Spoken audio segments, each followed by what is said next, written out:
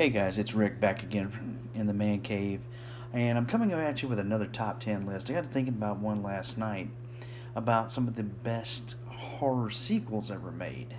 So I've came up with 10 of my personal favorites, and I thought I'd go over it with you. So starting at 10, working our way up. Number 10 is going to be Scream 2. Scream was a great movie. Scream 2 was an excellent follow up. I love the inclusion of Liv Schreiber's Cotton Weary uh, in the film and how that plays out. Some really good kills in it, great cast, and none of the other sequels since have been as good. So it had a lot of surprises, like the first one, and it was just fun. Especially that great scene where they're climbing over the dead cops' bodies and the killer trying to get out of the car. Just a really, really good scene, and I really enjoy it. Number 9, Psycho 4, The Beginning.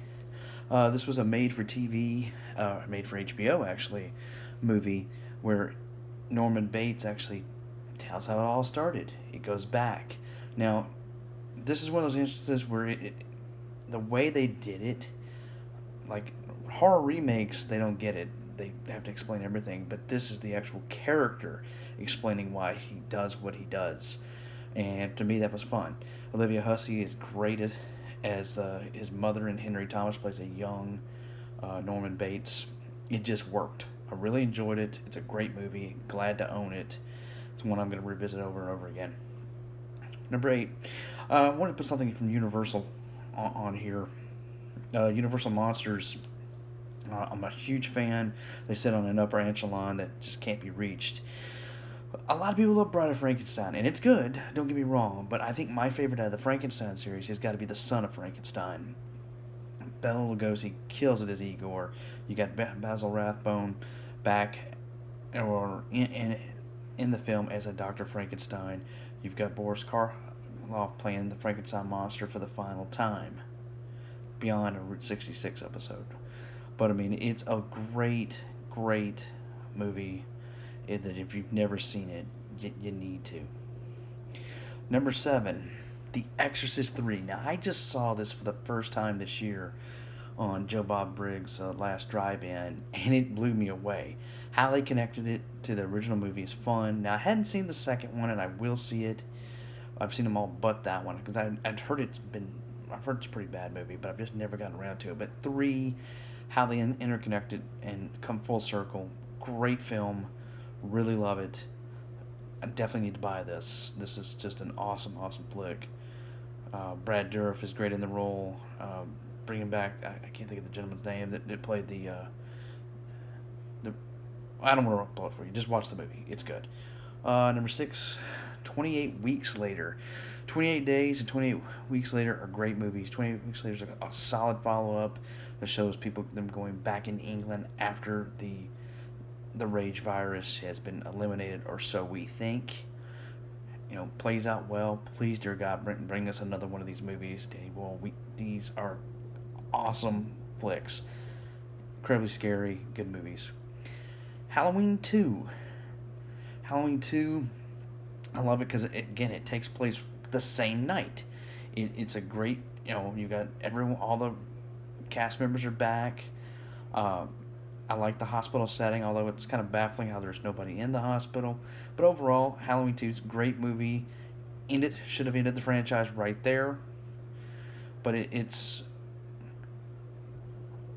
an absolute fantastic horror sequel that led us to Halloween 3, which is a good way to what would have been new Halloween movies yearly that just didn't come full circle. Number 4, Army of Darkness. Army of Darkness is dear to my heart. It's because of Army of Darkness that I went and saw the Evil Dead films to begin with. Kind of because it was enough information to stand on its own. It's funny. It's got some scary moments in it. Bruce Campbell kills it. And I'm currently watching the TV series Ash vs. Evil Dead this Halloween. Is my big watch. Watching the whole run all month. So great, great film. Can't wait for the 4K. Number 3, Nightmare on Elm Street, Dream Warriors. Dream Warriors, I've never been a Freddy Krueger fan. I did like Wes Craven's New Nightmare, but just never was a fan. The first movie scared the hell out of me when I was a kid. Just never got into it. I got to see this at a 12 Hours of Terror, which is a really cool thing where it's 12 hours of horror movie. Starts at 10 p.m. to 10 a.m. It's an awesome thing, and they kicked off with Dream Warriors with a band playing the theme song. I mean, all the principals are back. Just a really good movie, and it made me actually go buy the set to have it. Number two, this one was a last minute addition, but I remembered how good it was, and I had to include it. Puppet Master 3: Toulon's Revenge. Now, Puppet Master 3 goes back to the Nazi days of Andre Toulon, around the time where, and you find out why he made the puppets, why he became like he was. And it's a great movie. Nazis are the best bad guys in history. Kind of changed it up a little bit. He's kind of a hero now, but you'll find out why when you watch it. But I mean, it's a really good film, and in fact, because of it, future sequels they've kind of revisited that timeline. So it's something that if you've never seen Puppet Master 3, it's something to have. I don't own it currently. I've got to hunt this down, so and get it. I mean, that's a main wish list. But thinking about it, great movie, and just such a fun ride.